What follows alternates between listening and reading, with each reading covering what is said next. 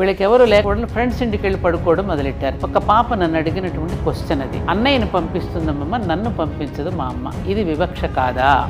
మరి నన్ను ఎందుకు పంపించదు? నేను స్కూల్కి లేట్ అయితే నన్ను 1,00,000 ప్రశ్నలు వేస్తుంది, అన్నయ్యని అడగదు. నేను ఎవరెవరితో చాట్ చేస్తున్నానో చెక్ చేస్తుంది నా ఫోన్లన్నీ. నేను అడిగాను ఆ పాపని, చూడమ్మా నువ్వు మనం బంగారం ఎక్కడ పెట్టుకుంటాం అని అంటే, బంగారం లాకర్లో పెట్టుకుంటాం, బీరువాలో పెట్టుకుంటాం, విలువైంది కదా అనింది. దీపారాధన ఎక్కడ పెట్టుకుంటాం అంటే, దీపారాధన పూజ గదిలో ఉంటుంది.